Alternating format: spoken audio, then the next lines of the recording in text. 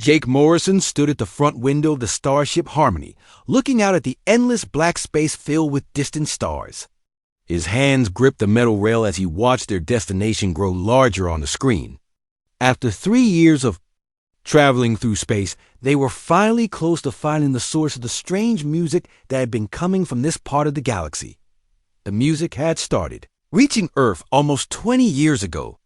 At first, scientists thought it was just random noise from space, but Dr. Lisa Parker had spent her whole career proving them wrong.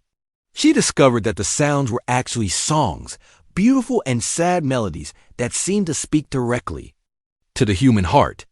Even people who knew nothing about music would start crying when they heard the alien songs. "Commander Morrison, we're getting close," said Lieutenant Danny Hayes from his position at the control panel. Danny was young, maybe 25, with rough hands that showed he had worked hard before joining the space program. "Dr. Parker says the music is getting stronger." Jake turned around to look at his crew. There were 200 people on the Harmony, all volunteers who had left their families behind for this mission. Some were scientists, some were soldiers, and some were just ordinary people who wanted to be part of something bigger than themselves. They had been traveling together for so long that they felt like family now. "Where is Dr. Parker?" Jake asked. "She's in the music room, sir. She's been there for 3 days straight, barely eating or sleeping. She says she's close to understanding what the aliens are trying to tell us." Jake nodded and walked through the ship's narrow hallways toward the music room. The Harmony was not a beautiful ship. It was built for long trips, not for looks. The walls were gray metal, and the floors made noise when people walked on them. But it was home now, and Jake loved every corner of it. He found Lisa in the music room, surrounded by computers and speakers. She was a small woman with dark hair that she always forgot to brush when she was working. Her eyes were red from lack of sleep, but they were bright with excitement. "Jake, you need to hear this," she said without looking up from her work. "I've been putting together all the music we've received, and it's not just random songs. It's a story. The aliens are telling us their history through music." She pressed a button, and the most beautiful sound Jake had ever heard filled the room. It was like 1,000 voices singing together, but not human voices. These voices were pure and clear, like wind chimes made of crystal. The melody was so sad that Jake felt tears in his eyes, but it was also hopeful, like a promise that everything would be okay. "What are they saying?" Jake asked. "They're asking for help," Lisa sighed quietly. "Their whole civilization is dying, and they've been sending these songs across the galaxy, hoping someone will come to save them." Jake felt a cold chill run down his back. The Harmony was just one ship with 200 people. How could they save an entire alien civilization? "There's more," Lisa continued. "I think they're not the only ones in trouble. The music talks about something called the void silence. It's some kind of force that destroys everything it touches. Not just planets or stars, but something deeper. It takes away the ability to feel joy or love or hope." Before Jake could respond, Danny's voice came over the ship's communication system. "Commander, you need to get up here right now. We found them." Jake and Lisa ran to the main bridge, where the entire crew was staring at the big screen in amazement. In front of them was the largest structure Jake had ever seen. It looked like a city floating in space, but it was made of some kind of crystal. That caught the light from a nearby star and turned it into rainbows. The structure was at least 10 miles long and perfectly beautiful, like something from a dream. "Are there any ships coming toward us?" Jake asked. "No, sir, but we're getting a signal. It's more music, but different from what we've heard before. This one seems to be meant just for us." The new music filled the bridge, and everyone stopped what they were doing to listen. This song was welcome and greeting, like a mother singing to her child. But underneath the welcome, Jake could hear sadness and fear. "They know we're here," Lisa whispered. "They're happy we came, but they're scared too." "Scared of what?" "Scared that we're too late." Jake made a decision that would change Everything for humanity. Open a channel. Let's talk to them. Danny worked at his controls for a few minutes, then nodded. Channel open, sir. This is Commander Jake Morrison of the Earthship Harmony. We received your music and came to help. Can you understand us? For a long moment, there was only silence. Then the most beautiful voice Jake had ever heard spoke in perfect English, though it sounded like it was made of music instead of words. We are the Ethereal Collective. We have been waiting for you, humans of Earth. Your music reached us many years ago, carried by your radio waves across the stars. We learned your language from your songs. We hope you will be brave enough to come when you heard our call. We're here now, Jake said. What do you need from us? Please come aboard our station. There is much we must show you, and little time. The void silence grows stronger every day. It has already consumed 12 star systems in our region of space. Soon it will reach Earth. Jake felt his heart stop. Earth is in danger? All life in this galaxy is in danger, Commander Morrison. The void silence does not just destroy planets. It erases the very idea of beauty, of love, of hope. Where it passes, beings forget how to feel joy. They forget how to create art or music. They become empty shells, and then they simply fade away. Lisa grabbed Jake's arm. That's why they've been sending music across the galaxy. They're trying to preserve beauty and emotion before it's all lost forever. The alien voice continued, and now Jake could hear tears in the musical tones. We have fought the void silence for 300 of your years. Our weapons are useless against it. Our science cannot stop it. Many of our people have already been consumed. We are the last of our kind, and we are losing hope. Jake looked at his crew. They were all staring at him, waiting for him to make a decision that could save or doom the entire human race. 200 people against a force that had defeated an entire alien civilization. It seemed impossible, but as he looked at their faces, Jake remembered why they had all volunteered for this mission. They had left their comfortable lives on Earth because they believed in something bigger than themselves. They believed that sometimes you have to fight, even when you know you might lose, because some things are worth fighting for. We'll help you, Jake said simply. Tell us what we need to do. Admiral Pete Collins sat in his office on Earth, staring at the message that had just arrived from the Harmony. The words on the screen seemed impossible to believe. But Jake Morrison was not the kind of man who would lie about something this serious. The void silence was real, and it was coming for Earth. Pete had known Jake for 15 years. They had served together on 3 different ships before Jake volunteered for the deep space mission.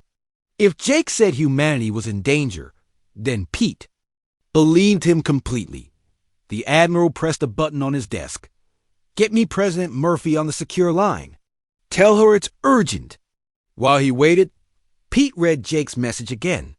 An alien force that could erase emotions and memories from entire planets. Civilizations that simply forgot how to feel and then faded away like they had never existed. It sounded like something from a nightmare, but the evidence was all there. In Jake's report, President Helen Murphy appeared on his video screen within minutes. She was a strong woman in her 50s who had led the country through 2 wars and an economic crisis. But Pete could see worry in her eyes as she listened to his summary of Jake's message. How long do we have? She asked when he finished. According to the aliens, maybe 2 years before it reaches our solar system. Maybe less. And you believe this is real? Jake Morrison doesn't make mistakes about things like this. If he says we're in danger, we need to take it seriously. The president was quiet for a moment, thinking, I'm calling an emergency meeting of the Global Defense Council. We need every nation working together on this. And Pete, find me our best. Scientists, if there's a way to fight this thing, we need to discover it fast. 3 days later, Dr. Amy Rodriguez was working late in her laboratory when the call came. Amy was Earth's leading expert on quantum physics, the strange science that dealt with the smallest particles in the universe. She had been studying energy. Patterns in space for 10 years, trying to understand how consciousness and thought worked on a scientific level.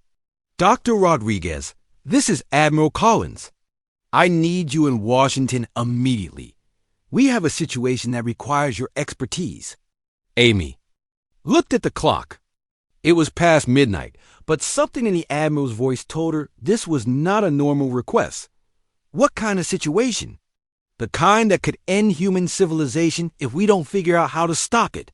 6 hours later, Amy was sitting in a secure government building, reading through Jake Morrison's reports and the alien music translations that Dr. Parker had sent back to Earth.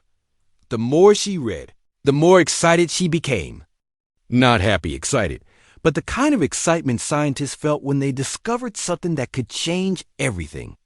"This is incredible," she said to Admiral Collins and the other scientists in the room. According to this data, the void. Silence isn't just destroying matter. It's destroying the quantum frequencies that create consciousness itself. Dr. Bob Taylor, a psychologist who studied how the human brain worked, leaned forward. What does that mean in simple terms? Amy stood up and walked to the whiteboard. Think of consciousness like a radio station. Your thoughts, emotions, and memories are all broadcasting on different frequencies. Love broadcasts on one frequency, fear on another, hope on a third. The void silence is like static that drowns out all the stations until there's nothing left but empty noise. But why would it do that? Asked Dr. Carol White, a biologist who studied how life developed on different planets. I don't think it's doing it on purpose, Amy said. I think it's feeding. These quantum frequencies that create consciousness, they contain enormous amounts of energy. Something that could absorb that energy would become incredibly powerful. Admiral Collins felt a chill run down his spine. So this thing is eating emotions and thoughts, not just eating them, converting them into raw power. And once it consumes all the consciousness in an area, there's nothing left but empty space where thinking beings used to exist. The room fell silent as everyone absorbed this information. Finally, Dr. Taylor spoke up. Is there any way to fight? Something like that? Amy smiled for the first time since arriving in Washington. Actually, there might be. Human consciousness is different from most other species we've studied. We're incredibly emotional and unpredictable. Our thoughts jump around in ways that don't follow logical patterns. Most alien species we've encountered think in very organized, structured ways. But humans are chaotic. How is that helpful? Admiral Collins asked. Chaos is hard to absorb. If the void silence is used to feeding on organized, predictable thought patterns, human consciousness might be like trying to eat lightning. Too wild and unpredictable to consume easily. While the scientists worked in Washington, Captain Ben Torres was dealing with the first signs of panic in the outer colonies. Ben commanded a fleet of transport ships that carried supplies and people between Earth and the settlements on distant planets. He was a practical man who solved problems by working hard and never giving up. The news about the void silence had leaked despite government efforts to keep it secret. Some colonies were demanding immediate evacuation back to Earth. Others wanted to flee even further away from the threat. A few were talking about fighting, even though no one knew how to fight something like this. Ben's ship, the Wanderer, was approaching the mining colony on Kepler 7 when he received an emergency message from the colony commander. Captain Torres, we've got a situation here. Half the miners want to abandon the colony and head for the outer rim. The other half want to stay and fight. They're about to start shooting each other, and I don't have enough security to stop them. Ben sighed. He had seen this kind of panic before during natural disasters. Fear made people do stupid things, and stupid things got people killed. I'm coming down to talk to them. Have everyone meet in the main assembly hall. An hour later, Ben stood in front of 300 colonists who were all shouting at once. Some were crying, some were angry, and some just looked lost and confused. These were good people who had left Earth to build new lives among the stars. They didn't deserve to be facing this kind of terror. Ben waited until the noise died down and spoke in a calm, clear voice. I know you're all scared. I'm scared too. But panic won't save us. Running away won't save us. If this thing is as dangerous as the reports say, there's nowhere in the galaxy we can hide from it. A woman in the front row stood up. So what are you saying, Captain?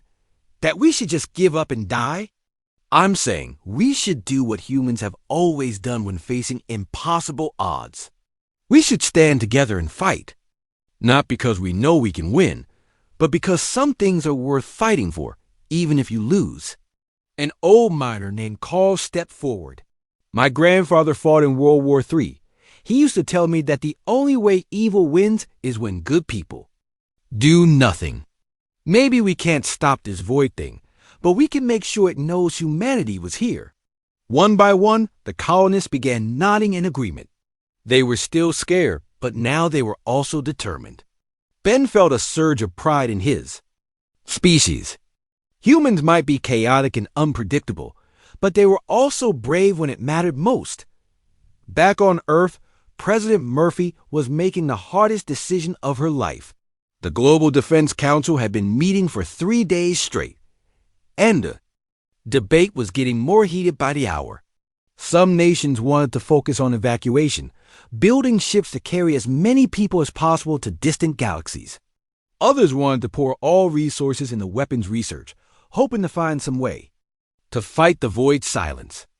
We don't have enough time or resources to do both, said the representative from the European Union. We need to choose. President Murphy looked around the table at the leaders of every major nation on Earth. These people represented 8 billion human beings who were all counting on them to make the right choice. 2 years ago, my daughter asked me why I wanted to be president, Murphy said quietly. I told her it was because sometimes someone has to make the hard choices, so others don't have to. Today is one of those times. She stood up and walked to the window, looking out at the city below where millions of people were going about their normal lives, not knowing their entire future hung in the balance. We're going to fight, she said finally. Not because we know we can win, but because that's who we are. Humanity has never backed down from a challenge, no matter how impossible it seemed. We're not going to start now. The room erupted in argument, but Murphy held up her hand for silence. The decision is made. We'll commit everything we have to, stopping this threat. If we fail, at least we'll fail as heroes, not as cowards who ran away. As the meeting broke up, Admiral Collins approached the president. Ma'am, I hope you know what you're doing, Murphy smiled sadly. I don't, Pete, but sometimes hope is all we have, and sometimes that's enough. Jake Morrison walked through the crystal halls of the ethereal station, following the tall alien who had introduced herself as Resonance Prime. The alien moved like flowing water, and when she spoke, her voice sounded like wind chimes in a gentle breeze. But Jake could hear the sadness underneath her musical words. Your species learns quickly, she said, as they entered a vast chamber filled with strange machines that hummed with power. In just 3 months, you have understood what took us centuries to discover. The chamber was full of humans and ethereals. Working together, Dr. Lisa Parker stood next to an alien engineer, both of them studying a device that looked like a pipe organ made of pure light.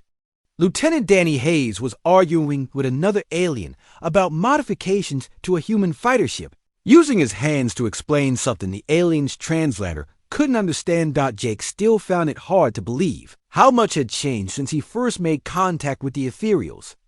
After sending his emergency message to Earth, he had expected to wait months for a response. Instead, President Murphy had authorized the immediate launch of every available ship. The entire human space fleet, over 200 vessels, had arrived. At the ethereal station just 6 weeks later, Commander Morrison called Dr. Parker from across the chamber. You need to see this. Jake walked over to where Lisa was working with the alien engineer. The device they were studying projected a 3-dimensional map of the galaxy, showing the void silence as a growing black stain that had already consumed nearly a quarter of all star systems. "It's moving faster than we thought," Lisa said, pointing to the dark areas on the map. "At this rate, it will reach Earth in 18 months, not 2 years. The alien engineer, who called himself Harmony 7, spoke in his musical voice. "The void silence grows stronger as it feeds. Each system it consumes makes it more powerful and faster." Jake felt a cold weight in his stomach.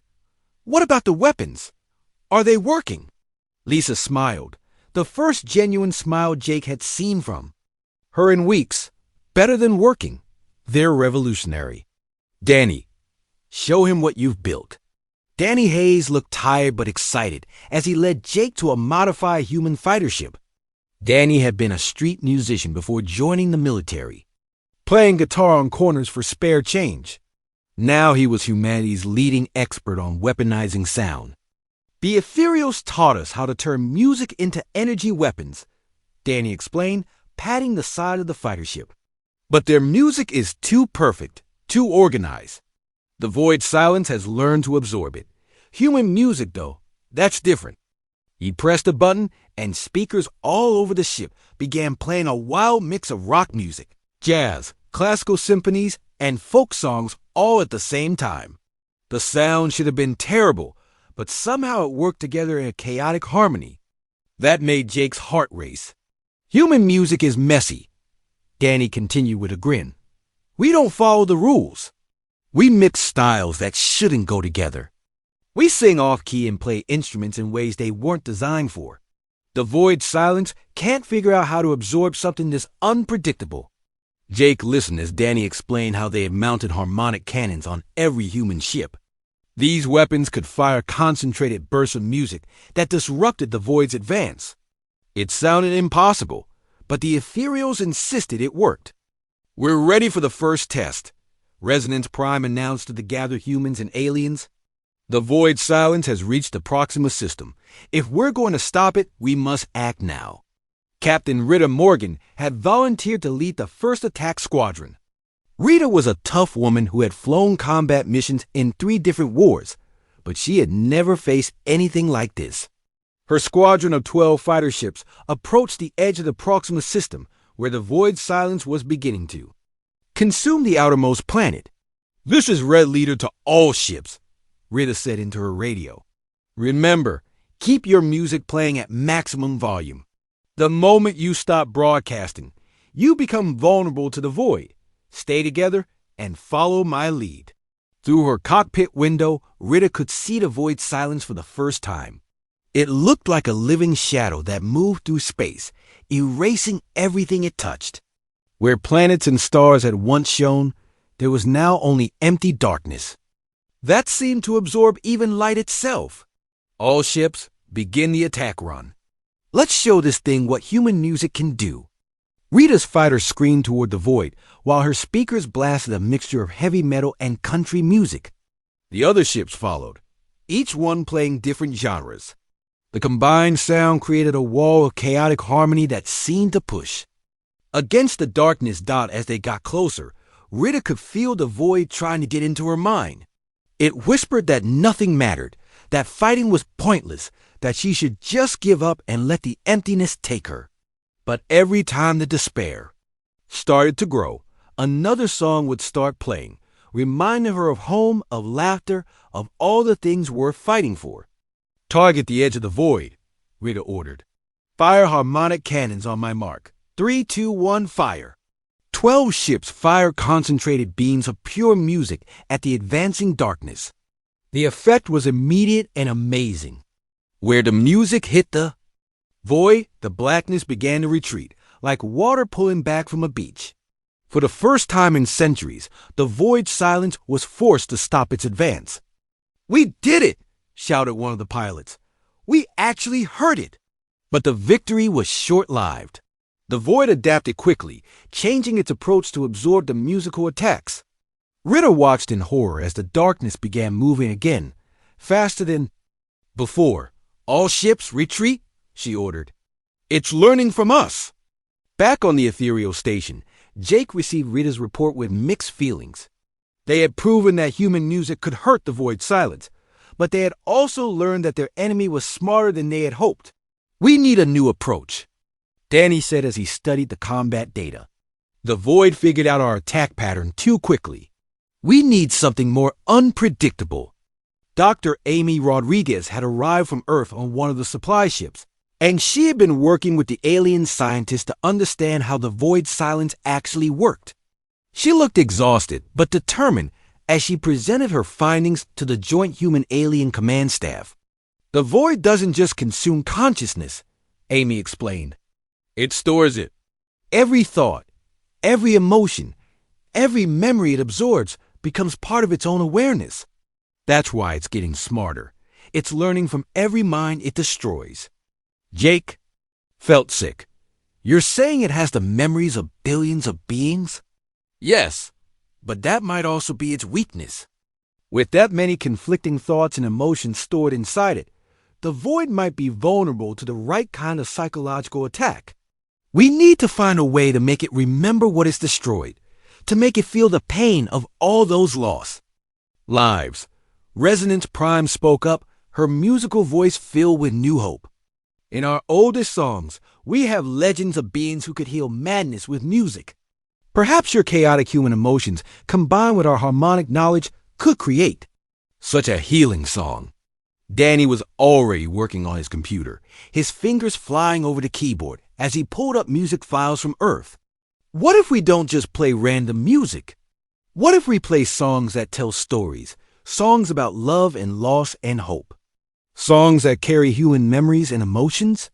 You mean weaponized nostalgia? Jake asked.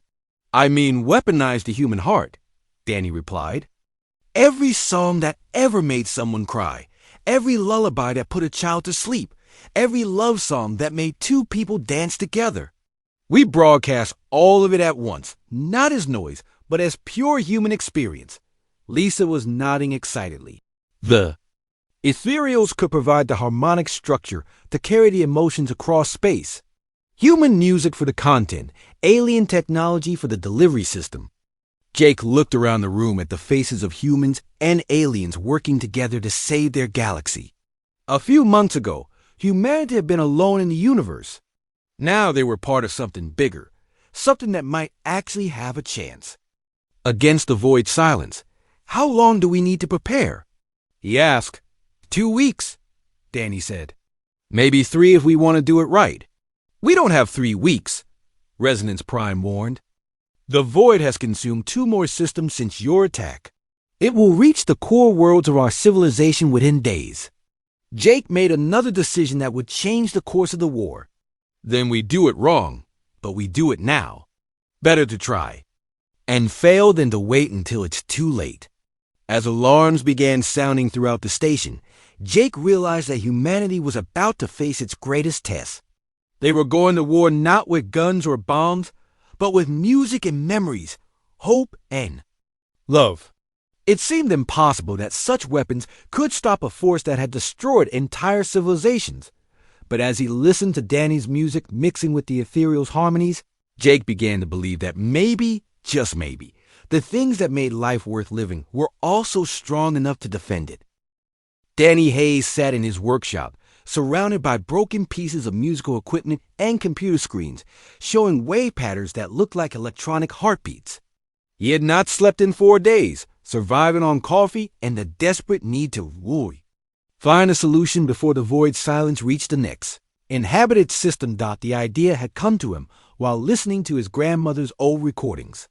She had died when Danny was 12, but her voice singing lullabies was still stored on an ancient music player his mother had given him. As he listened to those songs, Danny realized that the music was not just sound. It carried memories, emotions, and love that had been passed down through generations. What if we could capture that? He whispered to himself. What if we could record not just the music, but the feelings attached to it? Dr. Amy Rodriguez found him there 6 hours later, staring at a device that looked like a cross between a computer and a musical instrument. Amy had been working around the clock with the ethereal scientists, trying to understand the quantum nature of consciousness and emotion. Danny, you need to sleep, she said gently. You can't save the galaxy if you collapse from exhaustion. I think I figured it out, Danny said, his eyes bright with excitement and exhaustion. Look at this. He showed her the device he had been building.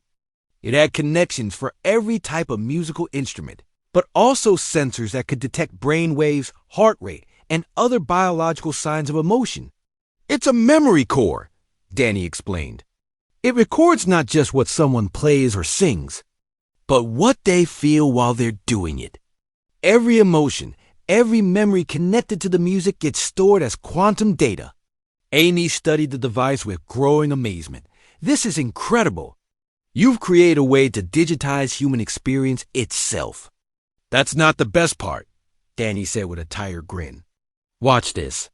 He activated the device and began playing a simple melody on his guitar. As he played, he thought about his grandmother, about sitting on her porch as a child while she taught him his first chords. The memory core hummed to life, recording not just the music but the love, the warmth, and the sense of home that the song represented.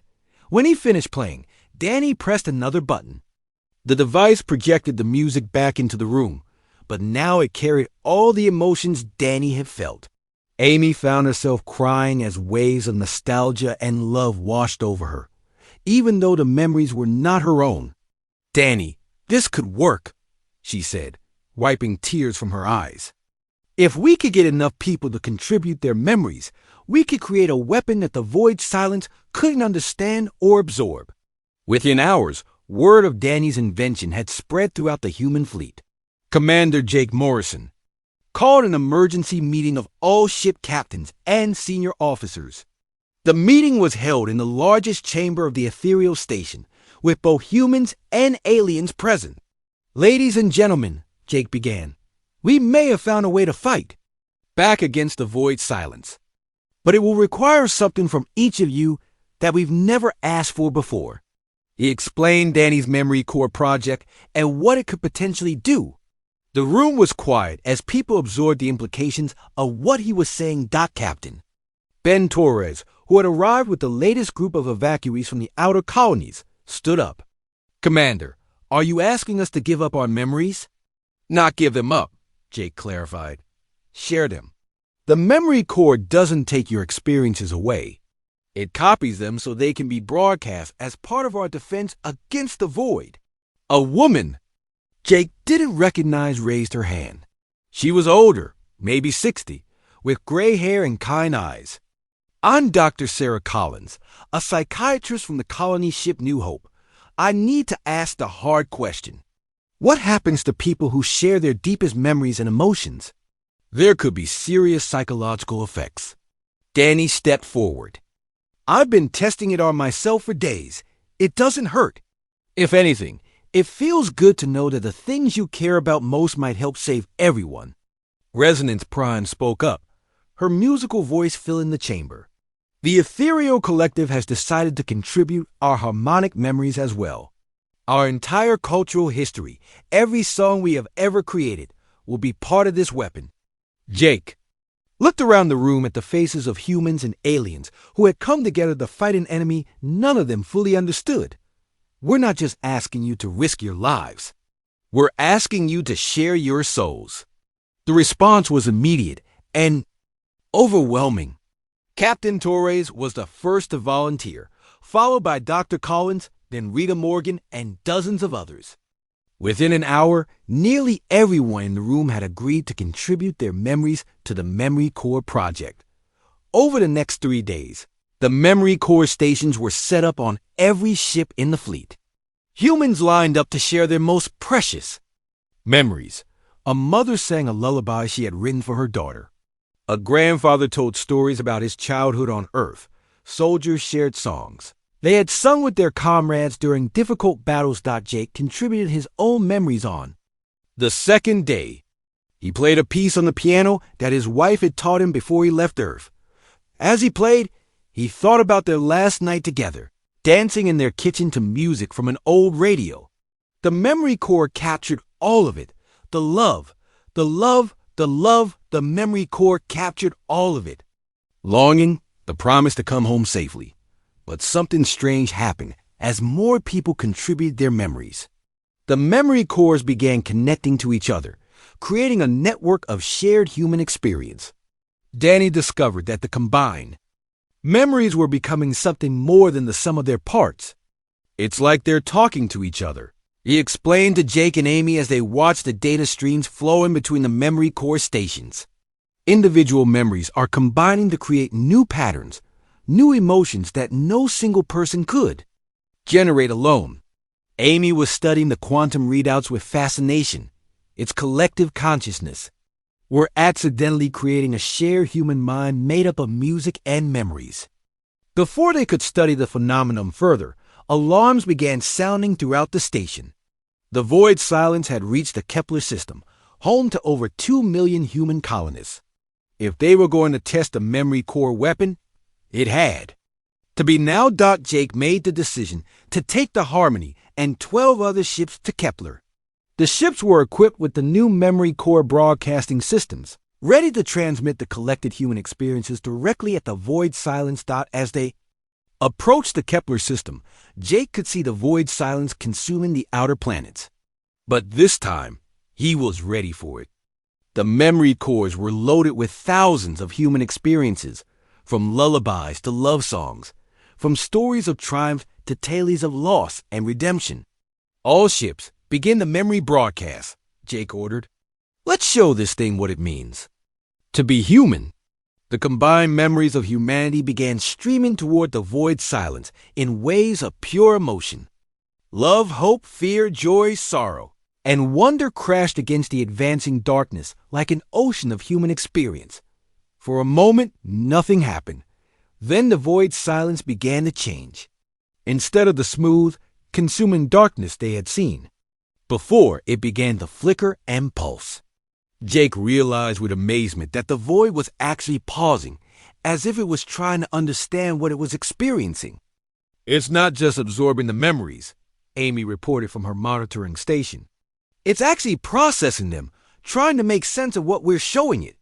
Dr. Lisa Parker, who had been studying the void's behavior patterns, made a shocking discovery. Jake, I'm reading massive quantum fluctuations inside the void silence. It's not just processing our memories. It's remembering its own. Through the memory core network, Jake could suddenly sense something that terrified and amazed him at the same time. The void silence was not just a mindless force of destruction. It was a being, a consciousness that had once felt love and joy and hope just like humans did. My God, he whispered. It's not a weapon or a natural disaster. It's alive and it's in pain. The revelation changed everything. The void silence was not trying to destroy the galaxy out of malice. It was trying to consume consciousness because it had lost its own ability to feel, and it was desperately hungry for the emotions it could no longer generate. We're not fighting a monster, Jake announced to his fleet. We're trying to heal a broken mind. Lisa's voice came over the communication system, filled with wonder and terror. Jake, the quantum signatures are stabilizing. I think it's starting to remember what it used to be before it became the void silence. As Jake watched, the darkness began to pull back from the planets it had been consuming. For the first time in centuries, the void silence had stopped its advance. The memory core weapon had not destroyed their enemy. Instead, it had reminded the void of what it had lost and what it was destroying in others. All ships maintain the memory broadcast, Jake ordered. We're not done yet. If we can help it remember how to feel, maybe we can help it remember how to heal. Danny's voice crackled over the radio from his position on the Harmony. Commander, the memory cores are overloading. We're transmitting more emotional data than the systems were designed to handle. Can we maintain the broadcast? For maybe another hour. After that, the cores will burn out and we'll lose everything we've collected. Jake looked at the paused void silence, hanging in space like a giant question mark. 1 hour to save not just humanity, but the broken consciousness that had become there. President Helen Murphy stood in the Situation Room deep beneath the White House, watching as reports came in from across human space. Every colony, every ship, every space station was preparing for Operation Resonance, the largest coordinated effort in human history. On the screens around her, she could see the faces of millions of people who were trusting her with their lives and the future of their species. "Madam President," Admiral Collins said quietly, "we're getting reports that some colonies want to evacuate instead of participating in the operation. They're scared that linking all their memory cores together will leave them defenseless if the plan fails." Murphy nodded. She understood their fear. Operation Resonance required every human settlement to connect their memory core systems into one massive network. If something went wrong, if the Void Silence found a way to use the connection against them, humanity could lose everything at once. "Send this message to every colony commander," she said. "Participation in Operation Resonance is voluntary. Any settlement that wants to evacuate has my full support. But remind them that sometimes the only way to win is to risk everything for something bigger than yourself." 3 hours later, the responses began coming in. "New Angeles Colony, we're staying. Mars Central, count us in. Europa Station, ready to link up." One by one, humanity made its choice. They would stand together or fall together. Captain Ben Torres was loading the last group of civilian evacuees onto his transport ships when he received the president's message. Ben had been ordered to take the civilians to safety beyond the edge of human space, far from the coming battle. It was a good plan, a sensible plan. It was also wrong. Ben called his crew together in the ship's main cargo bay. There were families with children, elderly people who had lived through wars and disasters, young couples who were just starting their lives together. All of them were depending on him to keep them safe. "I need to tell you something," Ben said, his voice carrying clearly through the large space. "We've been ordered to take you away from the battle zone. Command wants you safe while the military handles Operation Resonance." A woman holding a baby stepped forward. "But Captain, doesn't the operation need everyone's memories? How can it work if we're not part of it?" Ben smiled sadly. "That's exactly what I was thinking, ma'am. The truth is, military memories alone might not be enough. The Void Silence has consumed billions of minds over the centuries. To reach it, to heal it, we need the full range of human experience. We need the memories of parents and children, of people who have loved and lost and hoped and dreamed." An elderly man named Frank raised his hand. "Captain, are you asking us to stay and fight?" "I'm asking you to choose," Ben replied. "I can take you to safety like I was ordered. Or we can turn around and add our voices to humanity's song. But I won't lie to you about the risks. If we stay, we might not survive." The cargo bay fell silent as the civilians talked quietly among themselves. Ben watched as families hugged each other, making the hardest decision of their lives. After 10 minutes, Frank spoke for the group. "Captain, my granddaughter is 5 years old. If we run away and hide, what kind of world will she grow up in? A world where humans gave up when things got difficult? That's not the legacy I want to leave her." One by one, the civilians voted to stay. Parents voted to risk their lives so their children could grow up free. Elderly people voted to give their final years meaning. Young couples voted to fight for their future together. Ben felt tears in his eyes as he announced his decision to the fleet. Transport Group 7 is returning to join Operation Resonance. We're bringing 3,000 civilian volunteers who want to add their memories to the broadcast. The response from Admiral Collins was immediate. "Captain Torres, you're disobeying direct orders." "Yes, sir, I am." "Court-martial me later if we survive." There was a long pause. Then Admiral Collins chuckled. "Actually, Captain, I'm promoting you. We need more officers who understand what really matters." Meanwhile, Commander Jake Morrison was coordinating the most complex operation in human history from the bridge of the Harmony. Every human ship, station, and colony was linking their memory core systems together through quantum communication. Arrays. The network would allow them to broadcast the combined memories and emotions of the entire human species directly into the consciousness of the Void Silence. Status report, Jake called out. Lieutenant Danny Hayes looked up from his control station, exhaustion clear on his face. Memory core network is at 70% capacity and growing. We're getting connections from Earth, Mars, the outer colonies, and even some ships that were supposed to be evacuating. Dr. Lisa Parker was monitoring the void silence itself, which had remained motionless since their last encounter. Jake, I'm detecting increased activity inside the void. It's like it knows something big is coming. Are you sure it won't attack before we're ready? I think it's curious, Lisa said with wonder in her voice. For the first time in who knows how many centuries, the void silence is experiencing emotions again through our memory core broadcasts. It wants to understand what it's feeling. Dr. Amy Rodriguez called out from her science station. Jake, we're getting something unexpected.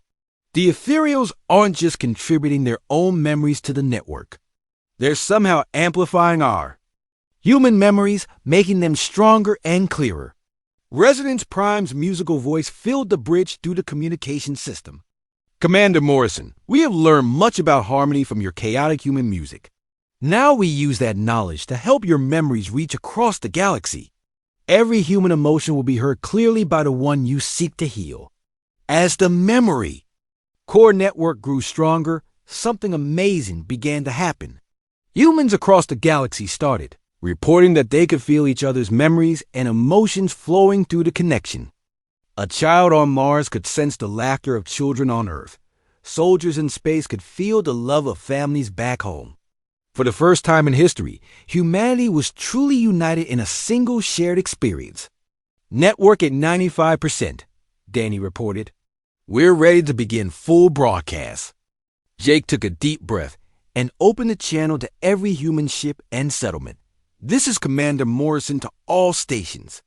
In 30 seconds, we begin Operation Resonance. Remember, we're not trying to destroy the void silence. We're trying to save it. We're going to show it what it means to be alive, to feel love and hope and connection. We're going to remind it of what it lost and help it find its way back.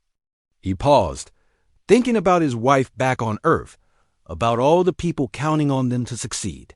Humanity has always been at its best when we stand together. Today, we stand together not just as a species, but as a family. Begin the broadcast.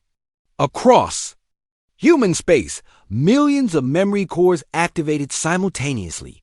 The combined memories, emotions, and experiences of 8 billion human beings began flowing through space toward the void silence. Love songs and lullabies, stories of triumph and tales of loss. Memories of first kisses and final goodbyes, the laughter of children and the wisdom of grandparents. The broadcast was so powerful that Jake could feel it on the bridge of the harmony. Waves of pure human emotion washed over him as he experienced fragments of lives he had never lived. A farmer watching sunrise over his fields. A teacher helping a student understand a difficult lesson. A couple dancing at their wedding. A parent holding their newborn child for the first time. Void silence is responding, Lisa reported, her voice filled with awe. Jake, it's not just processing the memories, it's crying. Through the view screen, Jake could see the void silence beginning to change. The smooth darkness that had consumed so many worlds was now pulsing with color and light. Deep inside its core, something that had been dead for eons was beginning to come back to life. Memory core network is overloading, Danny called out. We're pushing more emotional data through the system than it was designed to handle. Core. Temperature is rising rapidly. How long can we maintain the broadcast? Maybe 10 more minutes before the entire network burns out. Jake made the hardest decision of his life. All ships, all stations, give everything you have. Open your memory. Cores to maximum output. If we're going to save the void silence, if we're going to save our galaxy, we do it now or never. Across human space, memory cores began overloading as they pushed beyond their safety limits. On some ships, the systems started catching fire. On others, the quantum processors began melting from the strain. But the humans operating them didn't. Stop. They kept broadcasting their memories and emotions, even as their equipment failed around them. Jake watched as the Harmony's own memory core began smoking. Danny, can you keep it running? I can try, but if it explodes, it'll take half. The ship with it. Then, we better make these last few minutes count. The bridge filled with the sounds and emotions of 8 billion human lives as the memory core network reached its breaking point. Jake closed his eyes and added his own feelings to the broadcast, sharing his love for his wife, his hope for humanity's future, his willingness to sacrifice everything for the chance to heal a broken soul that had wandered the galaxy in pain for countless centuries. In that moment, Jake understood the true meaning of the song that had inspired their mission. When everything else was stripped away, when worlds burned and stars died, the memory core on the bridge of the Harmony exploded in a shower of sparks and light, but Danny Hayes kept his hands on the controls even as the heat burned his fingers. Around him, every screen was flashing red warnings and the smell of burning. Electronics filled the air, but the broadcast was still going, still sending humanity's memories across space to the being that had once been called the Void Silence. Core temperature critical, Danny shouted over the noise of failing systems. We've got maybe 10 seconds before everything shuts down. Commander Jake Morrison watched through the view screen as the Void Silence continued to change. The darkness that had consumed entire star systems was now glowing with warm golden light. But more importantly, Jake could feel something that had been missing from the universe for countless centuries. Hope. Danny, can you give me 5 more seconds? I can give you 3, and that's if we're lucky. Jake opened the ship's communication system one last time. All human vessels, all stations, this is Commander Morrison. Whatever happens next, remember this moment. Remember that when our species faced the greatest darkness the galaxy had ever known, we chose to heal instead of destroy. We chose love instead of fear, and that choice changed everything. The memory core network finally collapsed as systems failed across human space. But it was enough. In those final moments, 8 billion human voices had sung together in a symphony of memory and emotion that reached across the void to touch a consciousness that had forgotten how to feel. Jake held his breath as silence filled the bridge. Through the view screen, he could see the Void Silence floating motionless in space, no longer the smooth, consuming darkness it had been. Now it pulsed with soft light, like a giant heart learning to beat again. Jake, Dr. Lisa Parker whispered from her station, I'm getting readings I've never seen before. The quantum signatures inside the void are stabilizing into patterns that look almost like brain waves. Before Jake could respond, a new voice filled the bridge. It was not the musical harmony of the ethereals or the chaotic emotion of humans. This voice was ancient and tired, but for the first time in eons, it was also grateful. I remember, the voice said, and Jake could hear tears in words that seemed to come from the depths of space itself. I remember what I was before the hunger took me. I remember the worlds I created, the songs I sang, the beings I loved. And I remember what I destroyed in my desperate need to feel again. The being that had been the Void Silence slowly began to take a new shape. The darkness pulled back from the systems it had been consuming, revealing planets and stars that everyone thought were lost forever. But these worlds were not the same as they had been. They glowed with new life, transformed by a consciousness that was learning to create instead of destroy. You have given me the greatest gift in the universe, the ancient voice continued. You have reminded me how to love. In return, I offer you something I thought was lost forever, the memories of all those I consumed. They are not gone. They live within me, and now they can live again. Across the galaxy, impossible things began to happen. On worlds that had been empty for centuries, cities started to reappear as the consciousness used its power to rebuild what it had destroyed. Beings who had been consumed by the Void Silence began to return, their memories and personalities restored from the vast collection stored within the ancient mind. Captain Ben Torres, watching from his transport ship filled with civilian volunteers, saw the first miracle with his own eyes. The mining colony on Kepler-7, which had been completely consumed by the void just days earlier, suddenly blazed with light as buildings, people, and entire communities came back into existence. "My God," breathed Frank, the elderly civilian who had convinced the others to stay and fight. "It's bringing them back. All of them." The being that had once been the void silence spoke again, its voice now carrying across every human ship and settlement through the broken remains of the memory core network. "I was once called the Echo, for I could repeat the songs of any world and make them more beautiful. But I became hungry for new experiences, new emotions, and that hunger turned me into something terrible. Your species has shown me that the most beautiful music comes not from perfection, but from the willingness to share your imperfections with others." On Earth, President Helen Murphy stood in the Situation Room, tears streaming down her face as she watched the reports coming in from across human space. Not only had they saved their own species, but they had helped heal a being that was bringing entire civilizations back from extinction. "Madam President," Admiral Collins said softly, "we're getting communication requests from species we thought were extinct. The Echo is restoring not just humans, but every consciousness it absorbed over the centuries." Murphy nodded, unable to speak for a moment. When she finally found her voice, she said, "Send a message to every ship, every colony. Tell them we did it. Tell them that humanity's greatest victory was not in destroying our enemy, but in saving it." 6 months later, Jake Morrison stood in his garden on New Earth, a planet that had been created by the Echo as a gift to humanity. The garden was filled with flowers from a dozen different worlds, all of them singing in harmonies that the Echo had taught them. In the distance, he could hear the sounds of construction as humans and aliens worked together to build the new Galactic Council headquarters. His granddaughter, 5-year-old Emma, was practicing violin under the shade of a tree. That grew musical fruit. The melody she played was simple, just a children's song her grandmother had taught her on Earth, but the Echo had learned to amplify such music, and Emma's simple tune drifted up into the night sky, where it joined the cosmic symphony that now filled the spaces between stars. "Grandpa Jake," Emma said, pausing in her practice, "why do the stars sing now?"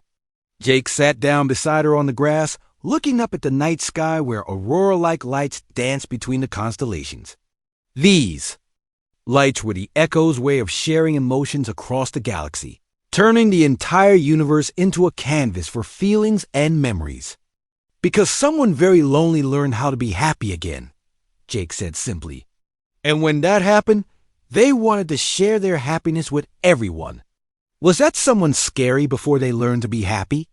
Jake thought about the void silence, about the terror it had brought to the galaxy, and about the broken consciousness that had been hiding behind all that destruction.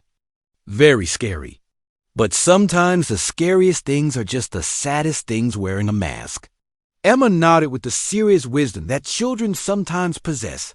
"So they took off their mask and learned to smile instead." "That's exactly right.